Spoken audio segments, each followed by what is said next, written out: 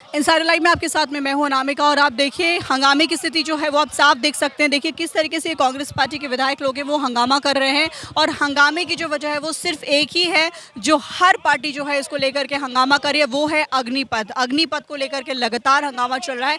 तमाम बिहार की जितनी राजनीतिक पार्टियां हैं वो सब के सब इसका विरोध कर रही हैं। और कांग्रेस ने भी जो है वो तमाम तरीके से बोर्ड लेकर के आए हैं कांग्रेस की तरफ से। उसके ऊपर कई तरह की चीज़ें लिखी हुई हैं कि सरकार को किस तरीके से सरकार का विरोध करना, ये तमाम चीज़ें लिखी गई है। तो चलिए चलते हैं शकील अहमद के पास में कांग्रेस के, और उनसे जानने की कोशिश करते हैं कि ये जो तानाशाही सरकार है, जब भी इस तरह से प्रोटेस्ट किया जाता है, इस तरीके से विरोध प्रदर्शन किया जाता है, तो सरकार कहीं कहीं लाठी डंडे से शुरुआत करती है, जेल भरो अभियान चलाती है। अब क्या होने वाला है, चल करके कांग्रेस के विधायक शकील अहमद से करेंगे। आज अंदर सदन में किस तरीके से हंगामा होगा? आज हम लोग प्रोटेस्ट करेंगे, हम अपनी आवाज़ को बुलंद करेंगे, अपनी आवाज़ को सदन के अंदर इस माध्यम से देश और बिहार की जनता को, बिहार के नौजवानों को बताएंगे कि हम तुम्हारे साथ हैं। तुम्हारे खिलाफ जो छल हुआ, जो कपट हुआ, जो धोखा हुआ, उस छल और कपट के खिलाफ हम लड़ेंगे। एक बड़ा सवाल है शकील सर कि देखिए जब भी युवा लोग इस तरह से प्रोटेस्ट करते हैं तो सरकार एकदम तानाशाही रवैया अपनाती है।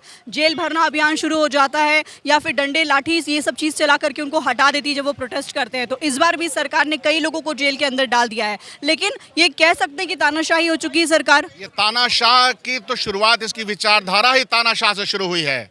इसकी विचारधारा के अंदर हिटलर शाही है, इससे कोई इनकार नहीं किया सकता। इस विचारधारा के अंदर हर वो आवाज़ दबा दी जाती है, हर वो प्रतिशोध की आवाज़ दबा दी जाती है जो आवाज़ जेन्युइन होती है, जो आवाज़ डेमोक्रेटिक होती है। इस डेमोक्रेटिक और जेन्युइन आवाज़ को दबाने का काम इन लोगों ने किया है। इस लोकतंत्र को बहाल करने का, लोकतंत्र को अच्छा रखने का काम अगर किसी ने करने की कोशिश किया, उसको दबाया गया।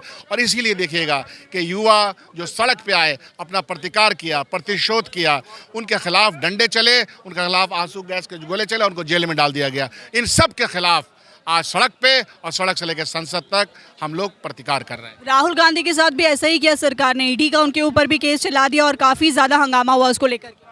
लेकिन हम वो लोग हैं जो कभी झुकेंगे नहीं। हम सावरकर की तरह माफ़ी मांगने वाले लोग नहीं हैं। राहुल गांधी हैं, वो माफ़ी नहीं मांगेंगे, जहां डालना है डाल दो।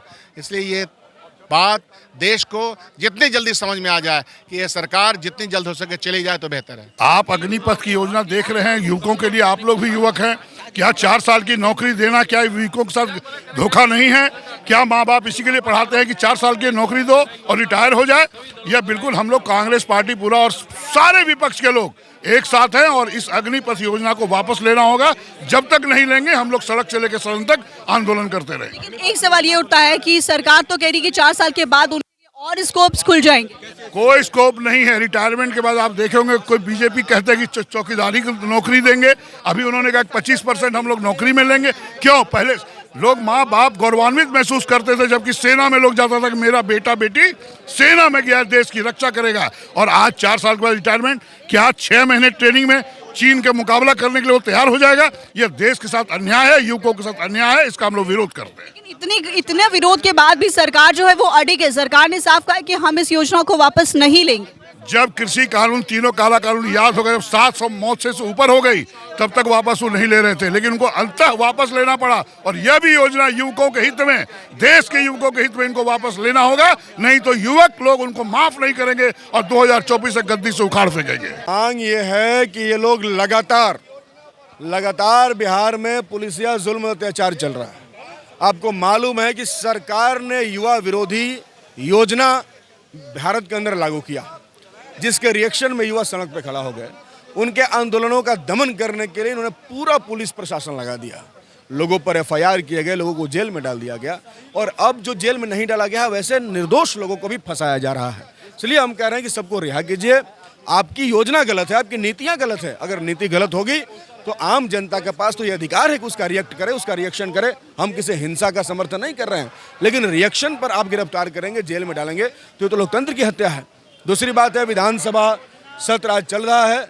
इस सत्र में हम मांग करने के लिए आए हैं कि बिहार की सरकार ये प्रस्ताव पास करे कि अग्निपथ योजना नौजवान के खिलाफ है और हम इसको नहीं मानते।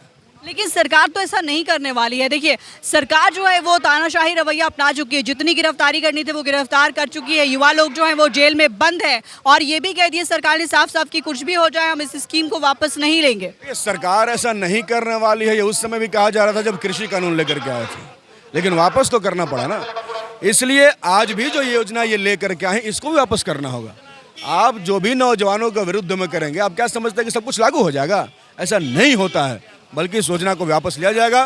देश में सबसे बड़ा लोक है लोकतंत्र में, इसलिए सत्ता जितना निरंकुश हो जाए, जितनी अत्याचारी हो जाए, वो उसके खिलाफ जनता का जब आक्रोश सामने आता है तो उस सरकार को गिरना ही पड़ता है।